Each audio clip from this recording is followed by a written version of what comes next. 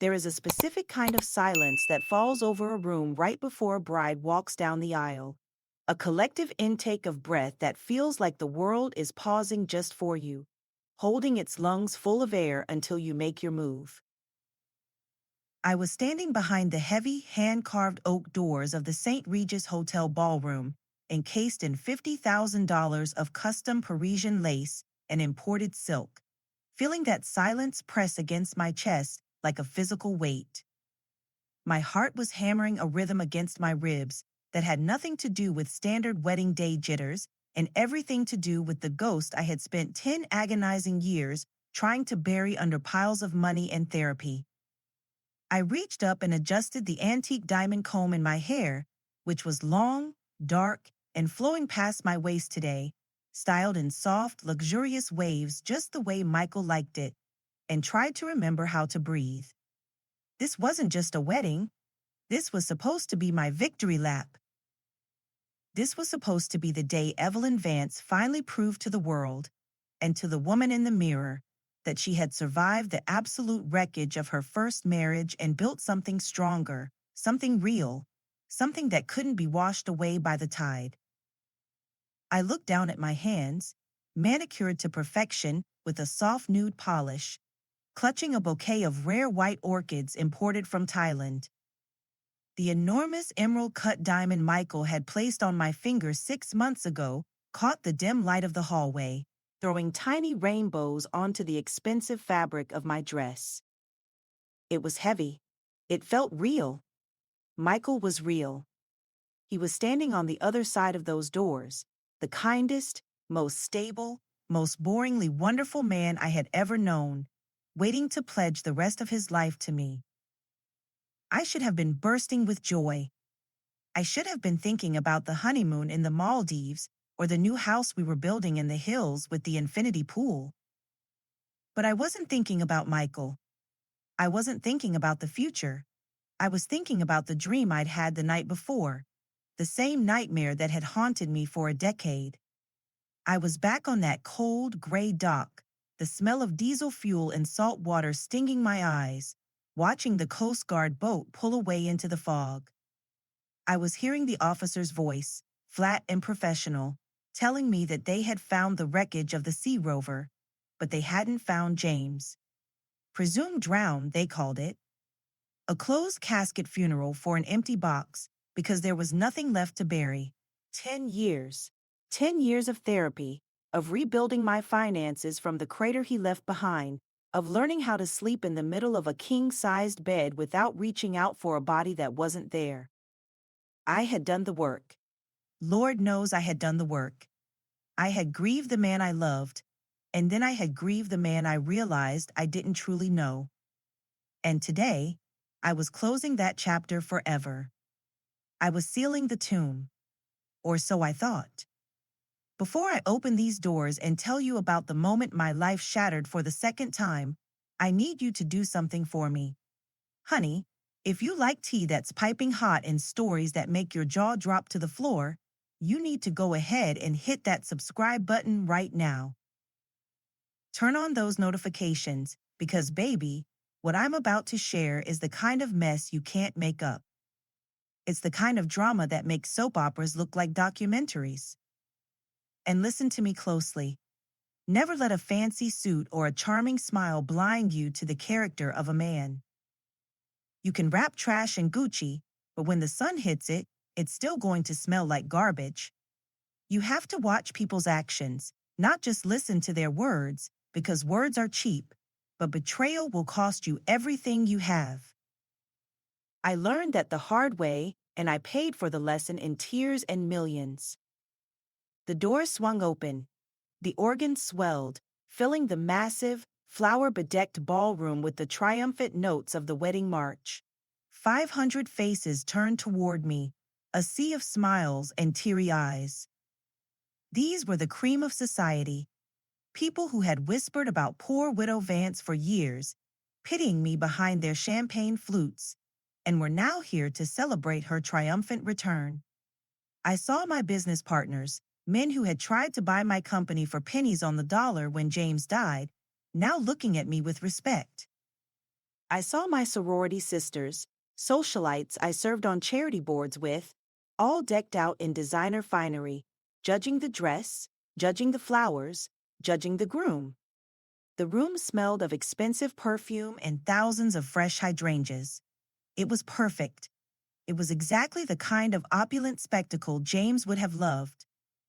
He always did love a good show. He loved to be the center of attention, the man of the hour. Michael hated it, but he did it for me, because he knew I needed to show the world I was back. I stepped onto the white runner, the long train of my dress whispering against the fabric like a secret. I fixed my eyes on Michael at the end of the aisle.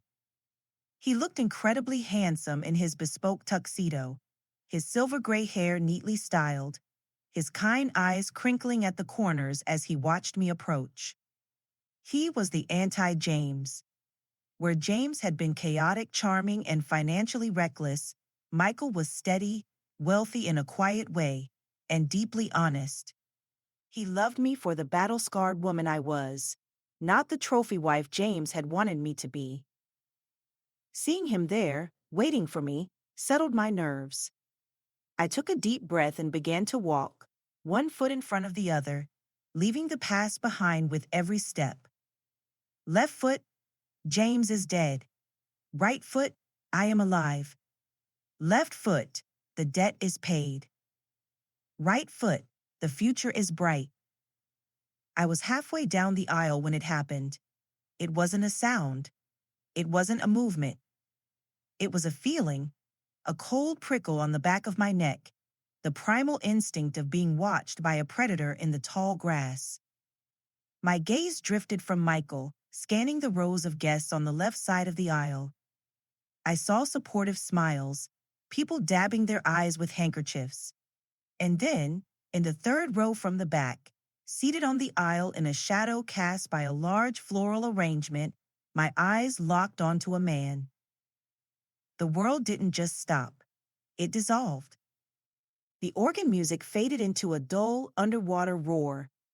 The scent of flowers turned sour in my throat, tasting like bile. My feet stopped moving, rooted to the spot in my $50,000 dress. The man was wearing a dark suit, expensive but slightly rumpled, not the crisp tuxedo everyone else was wearing. He had a beard now, thicker and grayer than I remembered, and his hair was receding at the temples.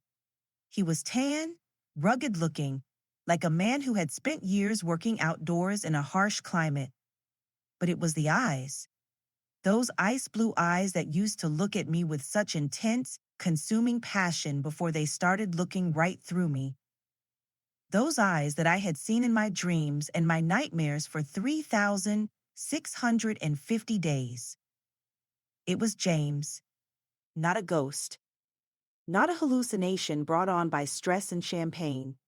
It was James, my husband who had been declared legally dead for 8 years. The man I had buried an empty casket for. The man whose life insurance policy had saved my company from the bankruptcy he caused. He wasn't looking at the floor. He wasn't hiding behind a program. He was looking straight at me, a smirk playing on his lips that I knew better than my own reflection. It was a smirk that said, "Did you really think you could get rid of me that easily?" It was a smirk of ownership. I felt the blood drain from my face, rushing to my feet until I felt dizzy.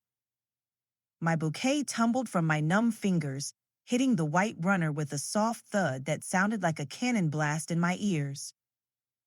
A murmur rippled through the crowd. People were craning their necks, whispering, wondering why the bride had stopped dead in the middle of the aisle looking like she'd seen a specter. I couldn't breathe.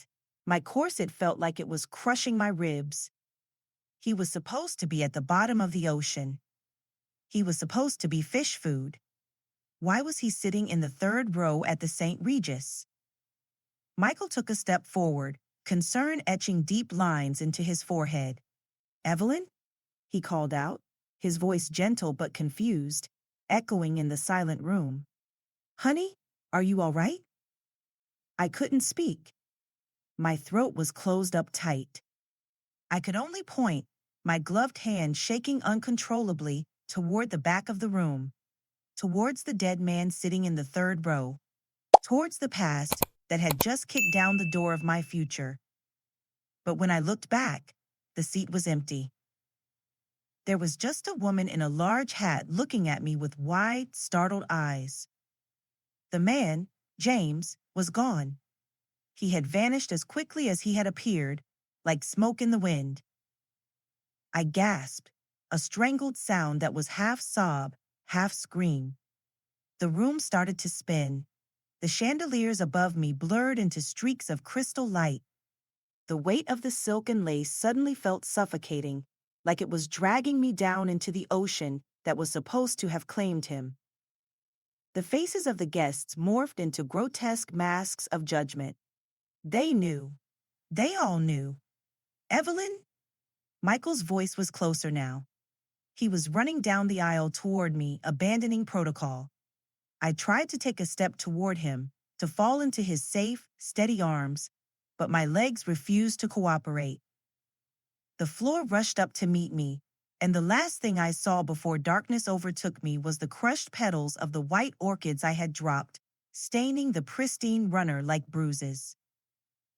I woke up in the bridal suite, lying on a plush velvet chaise lounge. The air smelled of smelling salts and panic. My wedding planner, a high-strung woman named Giselle who was currently earning every penny of her exorbitant fee, was fanning me with a laminated seating chart. Michael was kneeling beside me, still in his tuxedo, holding my hand so tightly his knuckles were white. His face was gray with worry. "Thank God," he breathed when I fluttered my eyes open. "Evelyn, sweetheart, what happened? You just, you collapsed out there. Your heart was racing. We thought you were having a heart attack." I sat up, clutching the expensive silk of my bodice, trying to orient myself. The memory hit me like a physical blow. The eyes, the smirk, the empty seat. "He was there," I whispered, my voice raspy. "Who was there, honey?" Michael asked, gently stroking my hair. "James," I said, louder this time. James was in the audience. The room went dead silent.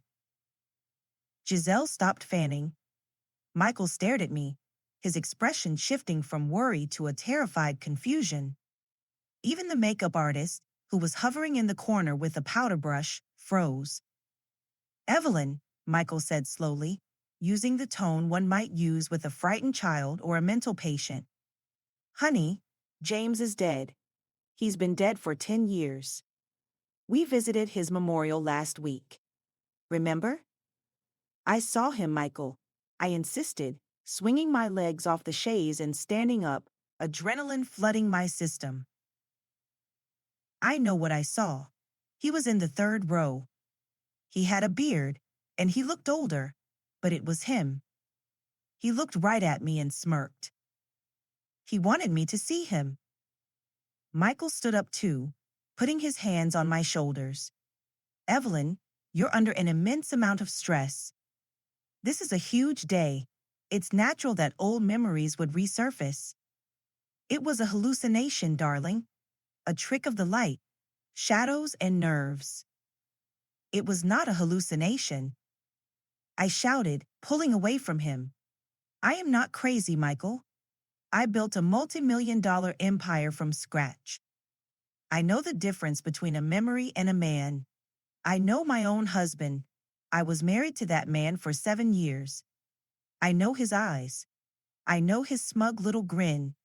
He was there." Giselle, always the pragmatist, stepped forward. "Mrs. Vance, Evelyn, perhaps we should call a doctor. Just to be safe. This level of hysteria isn't—" "I am not hysterical," I snapped, turning on her with a glare that would have withered a lesser woman. "I want to see the security footage." "Now? Security footage?" Michael asked, bewildered. "Evelyn, this is a wedding, not a bank heist." "It's the St. Regis, Michael," I said, my mind racing, piecing together the logistics. They have cameras in the ballroom. They have cameras in the lobby. If a man walked in here, sat down, and then snuck out before you could get to me, he's on camera. I want to see the tapes. I want proof. Giselle looked at Michael, who nodded reluctantly. Go check with hotel security, Giselle. Just to set her mind at ease. Go. Giselle scurried out of the room in a cloud of taffeta. Michael tried to take my hand again, but I pulled away and began pacing the room, holding up the heavy skirt of my dress. I felt like a caged tiger. The joy of the day had evaporated, replaced by a cold, hard knot of dread in my stomach. If it was him, I muttered to myself, my mind replaying the last decade. If he's alive, then what have I been mourning? What was the funeral for? Who did I bury? And more importantly, why did he choose today, of all days, to show his face? Why wait 10 years? Why wait until I was happy? Michael just watched me, looking utterly lost. He was a good man, a logical man. He dealt in spreadsheets and real estate deals. He didn't know how to handle a resurfaced dead husband. He didn't know about the darkness James carried. 10 minutes later, Giselle came back. She looked pale. Well? I demanded. Giselle swallowed hard. Security says, they say the cameras in the ballroom were temporarily disabled during the ceremony, at the request of the videographer, to avoid interference with his equipment. Disabled? I yelled. Are you telling me there is no record of the 500 people sitting in that room? There's footage of the lobby, Giselle said quickly.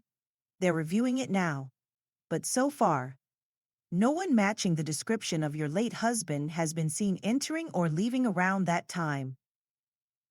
Evelyn, honey, maybe Michael is right. Maybe it was just stress. I looked at the three of them, Michael, Giselle, and my maid of honor who had just slipped in. They all had the same look on their faces. Pity. They thought I had cracked. They thought the poor widow Vance had finally lost her grip on reality under the pressure of trying to be happy again. They thought I was seeing ghosts because I couldn't let go. I knew what I had seen, but I also knew that if I kept screaming about a dead man, I was going to end up sedated in a hospital room instead of figuring this out. I had to be smart. I was Evelyn Vance. I had clawed my way back from bankruptcy and heartbreak. I wasn't going to let a ghost, living or dead, destroy me again. I took a deep breath and smoothed the silk of my dress. I forced my shoulders to relax. I looked at Michael and managed a weak, trembling smile. You're right, I lied. My voice was shaky, but controlled. You're right, Michael. I must have imagined it. The stress, the memories, it all just became too much. I'm so sorry I ruined the moment. Michael exhaled a massive sigh of relief and pulled me into a hug. Oh, honey, don't apologize. It's okay. You just gave us all a fright. We can restart the ceremony. Everyone is still waiting in the lobby. They're just worried about you. No, I said quickly, pulling back. I can't. I can't walk back down that aisle today, Michael. Look at me. I'm a mess. My makeup is ruined. I've been crying. I can't face 500 people right now. Not until I know for sure. Michael looked crushed, but he nodded understandingly. Of course. Of course. What do you want to do? Tell them. Tell them I became ill, I said. Tell them the wedding is postponed. We'll have a small, private ceremony next week. Just us and the witnesses. Right now, I just want to get out of this dress and go home. Giselle nodded efficiently and went to handle the PR nightmare waiting outside. Michael kissed my forehead. I'll go make the announcement, he said softly. Then I'll take you home. We'll order takeout, watch a movie, and forget this ever happened. He left the room. I was finally alone. I walked over to the full-length mirror. The woman staring back at me looked rich, beautiful, and utterly terrified. I hadn't imagined it. I knew I hadn't. James was alive. And if James was alive, it meant that the last 10 years of my life had been built on a lie so massive it made my head spin. Why did he fake his death? Where had he been? How did he know about the wedding? I tore the diamond comb out of my hair, wincing as it pulled a few strands loose. I unzipped the heavy dress and let it pool on the floor like a puddle of expensive cream. I stripped down to my silk robe, my mind moving fast now, clicking into the survival mode that had served me so well over the last decade. Michael wanted to forget this happened, but I couldn't forget. I couldn't marry a good, honest man while I was technically still married to a con artist who had risen from the grave. I needed answers, and I knew I wasn't going to get them by sitting at home eating takeout with Michael. I grabbed my phone from my purse. I scrolled past the hundreds of congratulations texts that were about to turn into confused inquiries. I found a number I hadn't used in 5 years, a number for a man who lived in the shadows, a man who found things that didn't want to be found. It rang 3 times before a gravelly voice answered. "Yeah, Mr. Graves?" I said, my voice hard and cold, stripping away the veneer of the socialite bride. "This is Evelyn Vance. You did some work for me on my company's audit a few years back." "I remember you, Mrs. Vance. The lady with the sharp eyes and the deep pockets. What can I do for you?" "I need you to find someone for me," I said. "Husband trouble?" he asked, a hint of amusement in his tone. "I heard you were getting remarried today. Congratulations." "I didn't get remarried," I said flatly. "And yes, it is husband trouble, but not the new one." There was a pause on the other end of the line. The amusement vanished from his voice. "Explain," Graves said. "I need you to find James Vance," I said, staring at my own reflection in the mirror, watching the resolve harden in my eyes. "James Vance," Graves repeated slowly. "Your late husband? The one who drowned 10 years ago? Mrs. Vance, I'm good, but I don't dig up graves." "He's not in a grave, Mr. Graves," I said. "I saw him today, at my wedding." Another pause. Longer this time. "You sure about that?" he asked. "Grief can play tricks on the mind." "I'm sure," I said. "He was there. And then he vanished. I need to know where he is. I need to know where he's been for 10 years. And I need to know what he wants.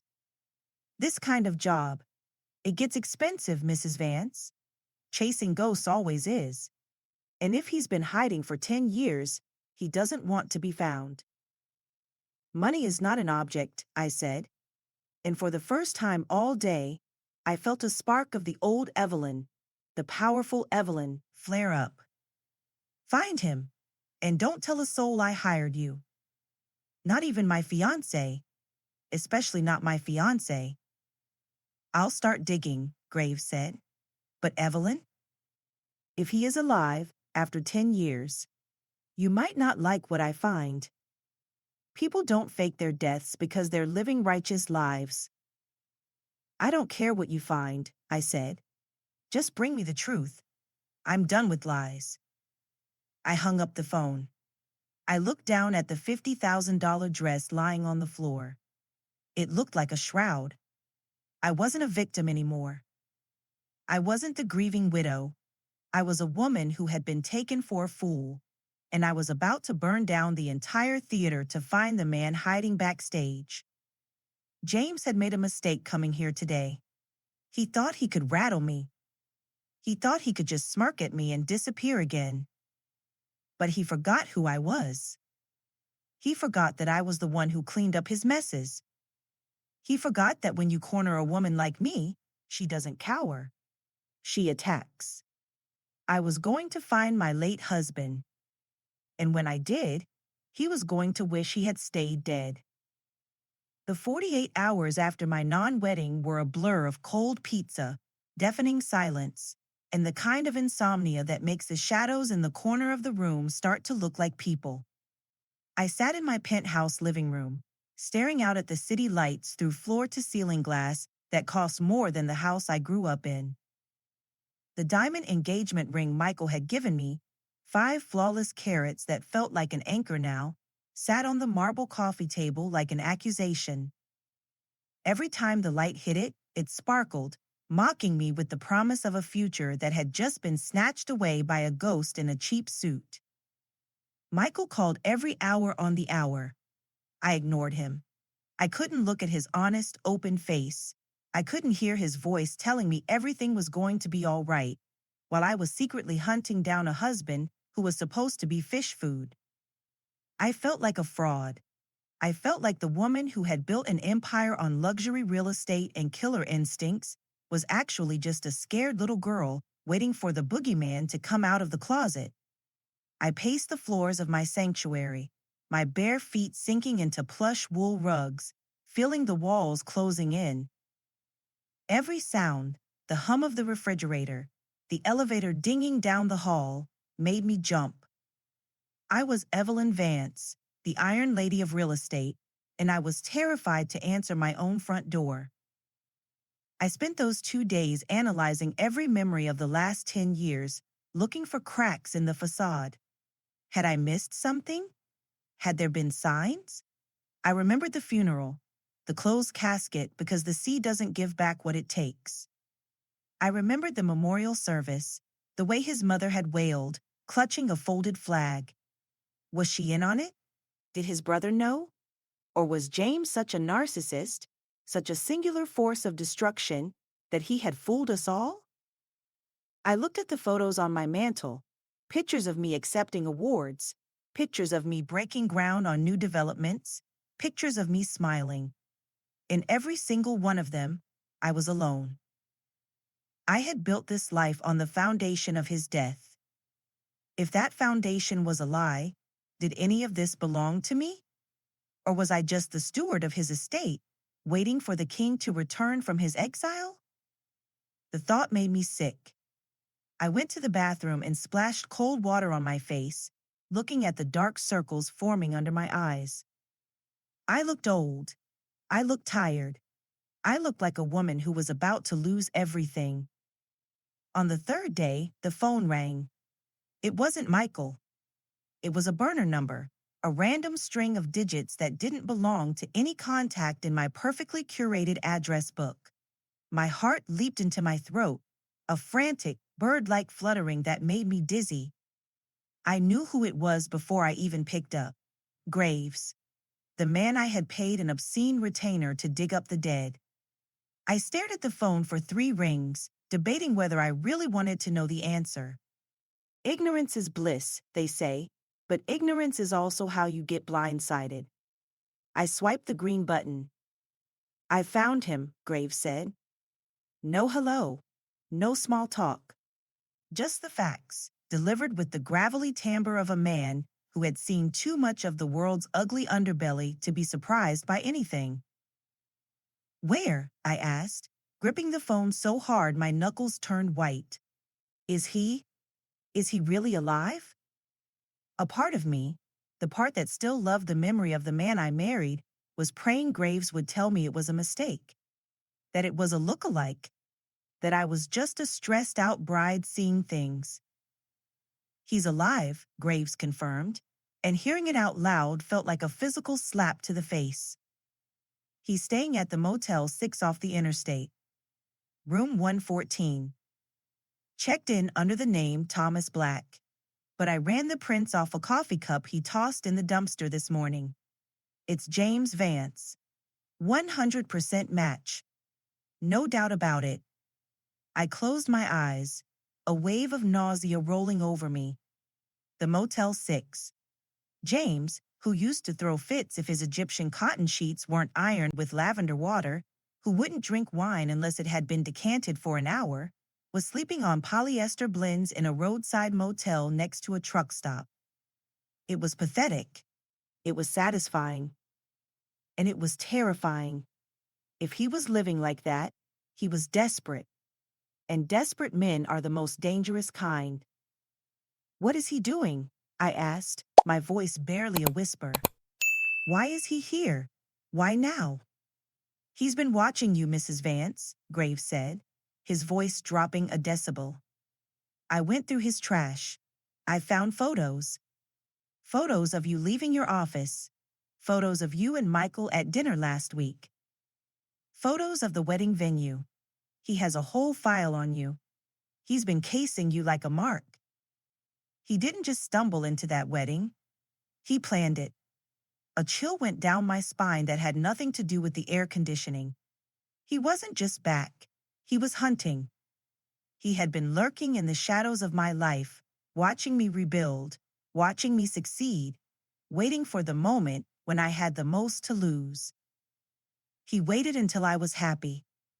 That was the cruelty of it. He didn't come back when I was broke and crying on the floor. He came back when I was standing at the altar. I want to see him, I said. The words left my mouth before I could stop them. Bad idea, Graves warned immediately. He's desperate. He's cornered. He knows you saw him. Let me handle it. I can scare him off. I can make him disappear again. I can put him on a bus to nowhere and make sure he never comes back. No, I said, the steel returning to my spine. I walked over to the window and looked out at the city I owned a piece of. If I don't face him, I'll never know. I'll spend the rest of my life looking over my shoulder, wondering if every shadow is him. I need to look him in the eye. I need to know why he did it. I need to hear him say it. All right, Graves sighed. But I'm coming with you. And I'm packing? Meet me there in an hour. And Evelyn? Don't dress nice. You don't want to look like a meal ticket walking into a lion's den. I hung up the phone and walked into my walk-in closet. It was filled with designer gowns, silk blouses, Italian leather shoes.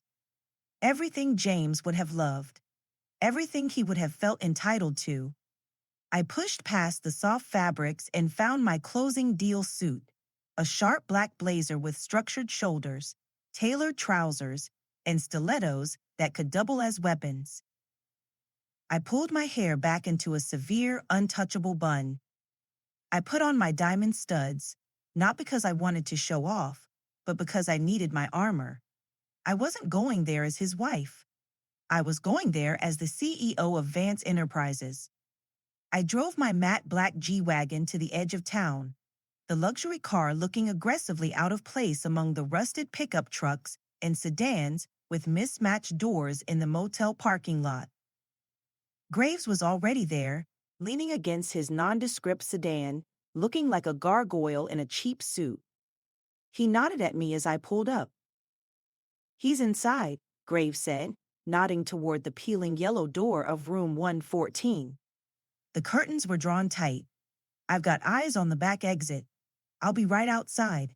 You scream. I kick the door in. And I won't be asking questions after. I nodded, taking a deep breath of the stale, exhaust-filled air. It smelled of gasoline and regret. I walked to the door. My heels clicked on the concrete walkway, a sharp, rhythmic sound of approaching judgment.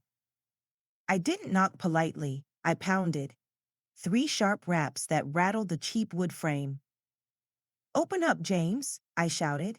I know you're in there. There was a shuffling sound inside. The click of a deadbolt sliding back. The door creaked open. And there he was. Up close, the 10 years showed. The tan wasn't a healthy glow from a yacht. It was leathery, beaten into his skin by a harsh sun. The lines around his eyes were deep grooves of cynicism and hard living. He was wearing a t-shirt that had seen better days and jeans that were fraying at the hem. He looked rough. He looked like a man who had been chewed up and spit out by the world. But the smirk was exactly the same. It was that arrogant tilt of the lips that used to make my knees weak and now just made my stomach turn. "Hello, Evie," he said, leaning against the doorframe with a casual arrogance that made my blood boil. "You look expensive. I like it. You always did wear black well." "James," I said, my voice flat, refusing to give him the satisfaction of seeing me tremble. "You're supposed to be dead." "I got better," he quipped, stepping back to let me in with a sweeping gesture of his arm. "Come on in. Sorry about the accommodations. My castle is currently under construction. The maid is on strike." I stepped into the room. It was worse than I imagined. It smelled of stale cigarettes, cheap pizza, and unwashed clothes. Fast food wrappers cluttered the small table. A half-empty bottle of bourbon sat on the nightstand next to a lamp with a cracked shade. I refused to sit on the questionable bedspread that looked like it had its own ecosystem. I stood in the center of the room, clutching my Hermes Birkin like a shield, staring at the man I had mourned for a decade. The man I had loved. The man I had buried. "Why?" I asked. The question hung in the air, heavy and suffocating. "Just tell me why. Why did you do it? Why did you let me bury an empty box? Why did you let me cry for you every night for 2 years? Why did you let me lose everything?" James laughed, a harsh, barking sound that grated on my nerves. He walked over to the mini fridge, the only clean thing in the room, and pulled out a beer. He cracked it open and took a long swig before turning to look at me. "Oh, save the tears, Evie. You were relieved." "Don't lie to yourself. I was a mess. I was drowning in debt. The sharks were circling. If I hadn't disappeared, they would have come for you too. I did it to protect you. I took the heat so you could keep the ice." "Protect me?" I scoffed, my voice rising. "You call that protection? You left me with $5 million in debt, James." "The IRS seized the house. The bank took the cars. I was homeless for 6 months. I slept on my sister's couch. I had to claw my way back from zero while you were, where? Sipping margaritas in Mexico? Living the high life on the life insurance payout?" "Belize, actually," he said, taking another sip of beer, completely unfazed by my anger. "And it wasn't all margaritas. It's hard work staying dead. New name, new passport, bribing officials. It costs money to be a ghost, Evie. A lot of money. The payout from the insurance didn't last as long as you'd think." "And now you're out of money," I deduced, looking around the squalid room with disgust. "That's why you're here. You ran out of cash. You saw my picture in the society pages. You saw the engagement announcement, and you decided it was time to cash in on the grieving widow policy. You're not here for me. You're here for my wallet." "You always were sharp," James grinned, sitting down on the edge of the bed and patting the space next to him. I stayed rooted to the spot. "Here's the deal, Evie. I see you're doing well." "Very well. I Googled you. Real estate tycoon. Philanthropist. Very impressive. And you're about to marry Mr. Rogers over there. Michael, is it? Very sweet. Very safe. But there's a tiny legal problem. A little snag in your fairy tale ending." He paused for effect, taking a slow sip of his beer, watching me over the rim of the bottle. "You're still married to me." "You were declared dead," I spat. "I have a death certificate. I have a court order. A piece of paper." He waved a hand dismissively. "If I walk into a police station today, fingerprint myself, and prove I'm alive, that certificate is void." "And your new marriage?" "Void. Bigamy is a crime, Evie. And think of the scandal. Prominent real estate mogul is actually a bigamist. Widow Vance's miracle husband returns. Your investors would flee. Your reputation would be toast. You know how fickle society is. They love a comeback story, but they love a scandal even more.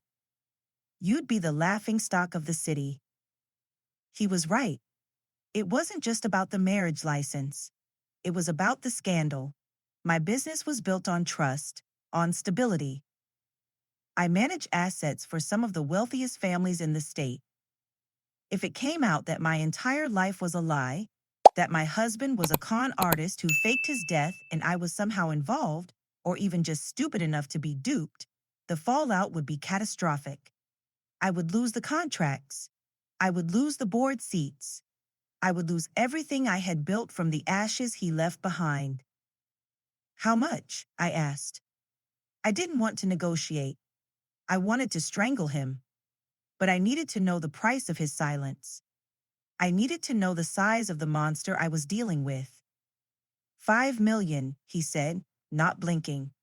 Cash or crypto. I'm not picky. I just need to get back on my feet. Start fresh somewhere new. Maybe Thailand this time.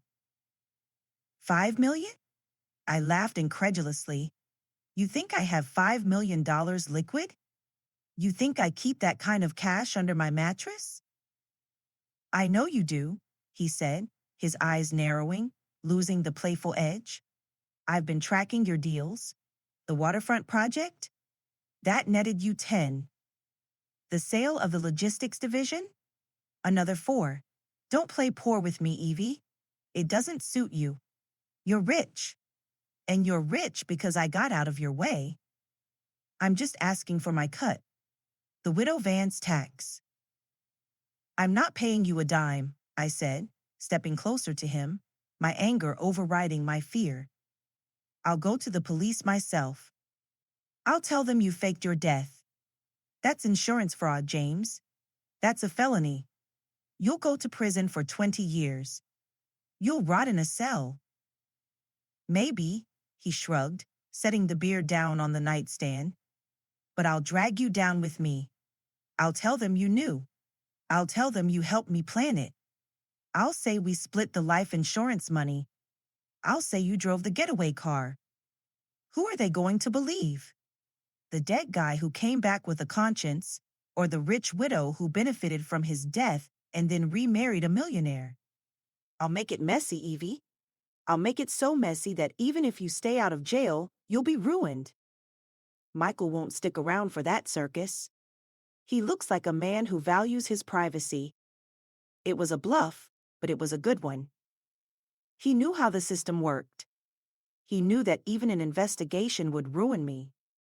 He knew that the court of public opinion didn't need proof, only headlines. I need time, I said, stalling. My mind was racing, looking for an angle, a weakness. I can't just move $5 million without raising flags. The bank will ask questions.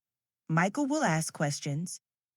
You have 48 hours, James said, standing up and walking toward me. He reached out and touched a lock of my hair, twirling it around his finger. I flinched violently, pulling away.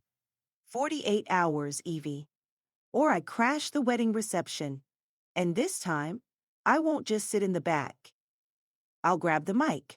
I'll make a toast. To the happy couple and the husband who never left. I turned and walked out the door. I didn't look back. I felt his eyes on me, felt the weight of his threat pressing down on my shoulders. I got into my car, where Graves was waiting in the passenger seat, his hand inside his jacket. He wants 5 million, I said, my voice shaking with rage. He's blackmailing me. He's threatening to burn it all down. I can take him out, Graves said calmly, watching the motel door. We go back in there tonight. He disappears for real this time. No body, no crime. He's already dead on paper, Mrs. Vance. Nobody comes looking for a ghost. I looked at the motel room. I thought about it. God help me, I thought about it. It would be so easy.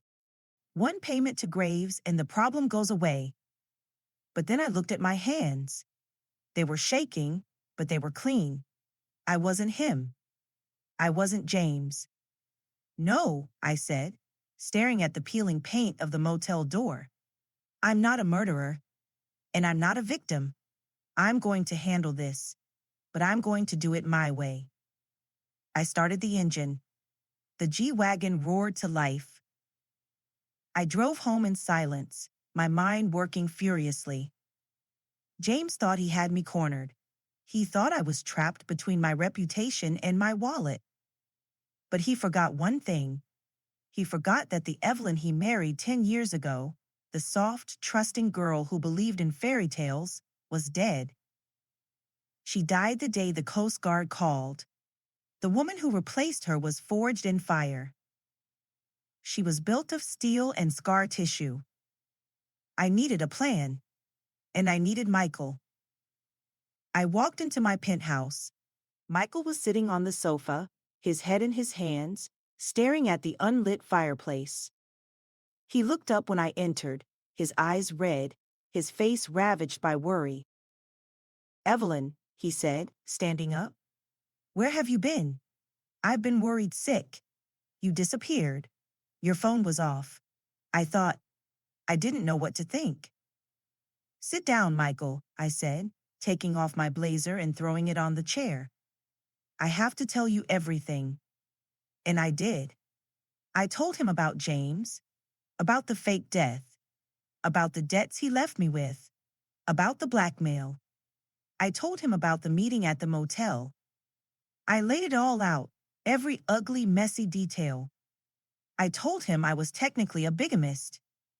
I told him I was being extorted. I waited for him to run. I waited for him to look at me with disgust and tell me I was too much drama, too much baggage. Instead, Michael stood up. He walked over to me, and he hugged me. Not a tentative hug, but a fierce, protective embrace that squeezed the air out of my lungs.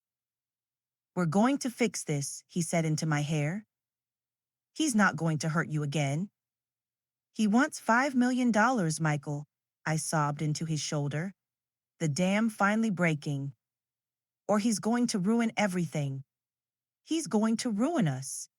"Let him try," Michael said, pulling back and looking me in the eye. "You're the smartest woman I know. We're not going to pay him. We're going to trap him."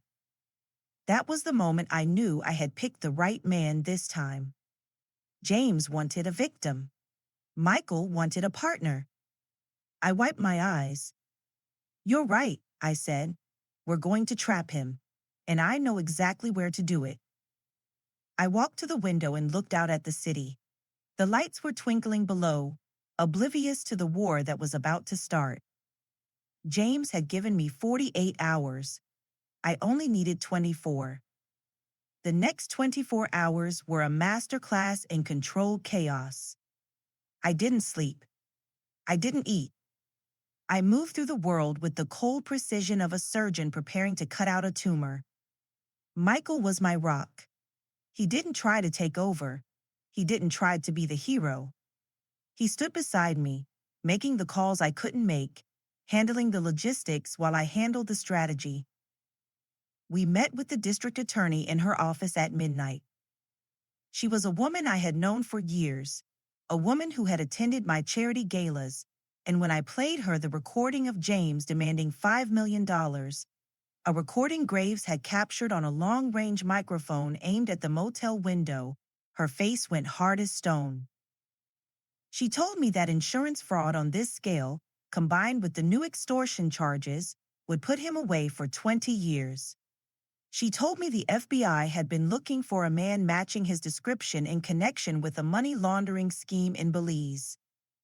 James wasn't just a deadbeat husband. He was a career criminal who had finally swum into the wrong pond. I spent the afternoon preparing the bait. I went to the bank and withdrew $50,000 in $100 bills. It was a lot of money, but it was nothing compared to what he was asking for. Then, I sat at my dining room table with Michael and Graves, cutting up newspapers into bill-sized strips. We made stacks, a layer of newspaper sandwiched between two crisp $100 bills. It looked like 5 million. It felt like 5 million. It was the oldest trick in the book, a con man's trick. and I was going to use it to catch the king of con men.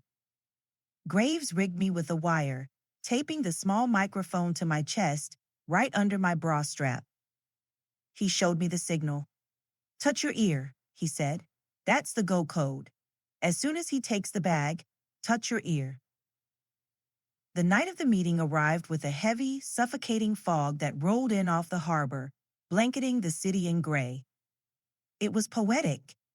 It was the exact same kind of night the Coast Guard had called off the search 10 years ago. I dressed in a trench coat over my suit, pulling the collar up against the damp chill. I didn't wear heels this time. I wore boots. I needed to be steady on my feet. I drove my G-Wagon to the old boatyard, the tires crunching over gravel and broken glass. It was a desolate place, a graveyard of rusted hulls and rotting wood, the perfect place for a ghost to haunt. Graves and his team were already there, hidden in the shadows of the shipping containers, invisible and silent. The police tactical team was staged a mile back, waiting for the signal from the DA, who was monitoring the wire in a van. Michael was in the passenger seat of my car. I told him to stay there, to keep the engine running, but he grabbed my hand before I could open the door. He told me he loved me. He told me I was the bravest woman he had ever met. I kissed his knuckles, took a deep breath of the salty air, and stepped out into the mist. I stood at the end of the pier, the dark water lapping against the pilings below me. I checked my watch. Midnight. He was late. Of course he was late. It was a power move. He wanted me to sweat. He wanted me to be terrified. But I wasn't sweating. I was freezing, not from the cold, but from the ice in my veins. I clutched the heavy metal briefcase in my left hand, feeling the weight of the fake fortune inside. I stared into the fog, waiting for him to materialize. And then, I heard footsteps. Slow, deliberate footsteps echoing on the wooden planks. James emerged from the mist like a specter. He was wearing a different suit this time, something sharper, probably stolen or bought on credit he didn't have. He looked smug. He looked victorious. He stopped 10 feet away from me, his hands in his pockets, a cigarette dangling from his lips. He looked at me, then at the briefcase, and his smile widened. He told me I looked good in the fog. He told me I looked like a classic film noir dame. He asked if I had the money. I held up the briefcase. I told him it was all there. $5 million. Everything I could liquidate in 24 hours without triggering a federal audit. I told him it was heavy. I told him I wanted this over with. He stepped closer, reaching for the handle, but I pulled it back. I told him not yet. I told him we had a deal, but I needed insurance. I told him I wasn't going to hand over a fortune just to have him show up at my door again in 6 months when he ran out of cash. I pulled a piece of paper from my pocket. It was a simple document, typed up by my lawyer that morning. It was a confession. It stated that he, James Vance, had faked his death on June 4, 2014, that he was currently alive, and that he was accepting this payment in exchange for terminating all legal claims to our marriage and my assets. James laughed. He threw his head back and laughed at the sky. He told me I was cute. He told me that contracts didn't matter in an illegal blackmail deal. He told me that if he wanted to come back, a piece of paper wouldn't stop him. I told him I knew that. I told him the paper wasn't for the courts, it was for me. I told him I needed to see him sign it. I needed to see him admit, in ink, that he had destroyed my life on purpose. I needed closure. I played the part of the broken, desperate woman perfectly. I let my voice tremble. I let a tear slip down my cheek. He bought it. His ego was so massive, so blinding, that he couldn't imagine a world where I wasn't still pining for him, still weak for him. He took the pen. He took the paper. He pressed it against the railing of the pier and signed his name. James Vance. He handed it back to me with a flourish. He asked if I was happy now. I looked at the signature. It was the final nail in his coffin. He had just admitted to insurance fraud and bigamy in writing. I folded the paper and put it in my pocket. I handed him the briefcase. He popped the latches. He lifted the lid. He saw the stacks of cash. He didn't check the bundles. He just saw the green and let out a low whistle. He closed the case. He looked at me, and for a second, I saw a flicker of something that looked like pity in his eyes. He told me I was a good wife. He told me I should have just let it go 10 years ago. He told me he was doing me a favor. I looked at him.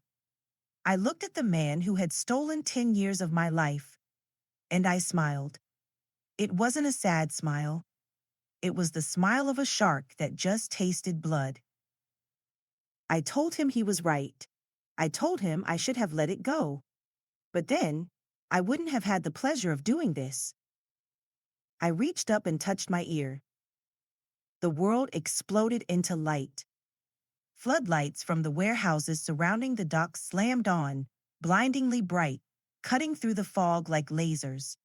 Sirens erupted from every direction, a cacophony of wailing noise that drowned out the sound of the ocean. A megaphone boomed across the water. "Police! Drop the bag! Put your hands in the air!" James froze. He looked like a deer in headlights. He looked around wildly, shielding his eyes from the glare. He saw the tactical teams swarming from the shadows of the containers. He saw the police boats emerging from under the pier. He saw the district attorney stepping out of a black SUV with 2 federal agents. He looked at me, his face twisted into a mask of pure, unadulterated hatred. He screamed at me. He called me a witch. He called me a traitor. He realized in that split second that he hadn't played me. I had played him. I didn't flinch. I stood my ground, the wind whipping my coat around my legs. I told him I wasn't a traitor. I told him I was a widow, and widows protect their legacy. They swarmed him. They tackled him to the damp wood of the pier. I watched as they handcuffed him, his face pressed against the planks where he had signed his confession. The briefcase fell open, spilling the cut-up newspaper and the few real bills across the dock. The wind caught the paper, blowing the fake money into the water like confetti. It was a fitting end to his greed. The district attorney walked over to me. She shook my hand. She told me they had him on tape. She told me the confession was admissible. She told me he was going away for a very, very long time. I watched them drag him toward the police cruiser. He was still screaming, still blaming everyone but himself. As they shoved him into the back seat, he locked eyes with me one last time. I didn't look away. I didn't feel sad. I felt light. I felt weightless. The ghost was gone. The empty casket was finally full. Michael got out of the car. He walked onto the pier. He didn't say a word. He just wrapped his arms around me and held me while the adrenaline crashed out of my system. I buried my face in his chest, smelling his cologne, his laundry detergent, the smell of a real, honest man. I started to cry, but they weren't tears of grief. They were tears of relief. It was over. We got married the next week. We didn't go back to the St. Regis. We didn't invite 500 people. We went to a small, private beach in the Caribbean, just us, a judge, and the ocean. I wore a simple white sundress. I wore my hair down, letting the wind mess it up. I didn't carry a bouquet of rare orchids. I carried a single white rose. When I looked at Michael, I didn't see a savior. I saw a partner. I saw a man who had stood by me while I burned down my past to build our future. When the judge asked if I took this man to be my husband, I didn't hesitate. I said I do with a voice that was strong and clear. And when he kissed me, I didn't see ghosts. I saw the sun. I learned a lot that week. I learned that you can't build a penthouse on a foundation of lies. I learned that money can buy a lot of things, but it can't buy character. And I learned that sometimes the dead need to stay dead, and if they refuse, you have to be strong enough to bury them yourself. So, to anyone watching this, listen to your Auntie Evelyn. If your past comes knocking on your door, looking for a handout, don't open it. Don't negotiate. Don't be afraid. You lock that door, you set the alarm, and you call the police. Because you work too hard for your peace to let a ghost steal it. You are the CEO of your own life. You hire and fire who gets to be in it. And honey, when you fire a toxic ex, make sure you change the locks. Stay strong, stay sharp, and never, ever let them see you sweat. Because the best revenge isn't bitterness. It's living a life so bright, so beautiful, and so successful that they need sunglasses just to look at you.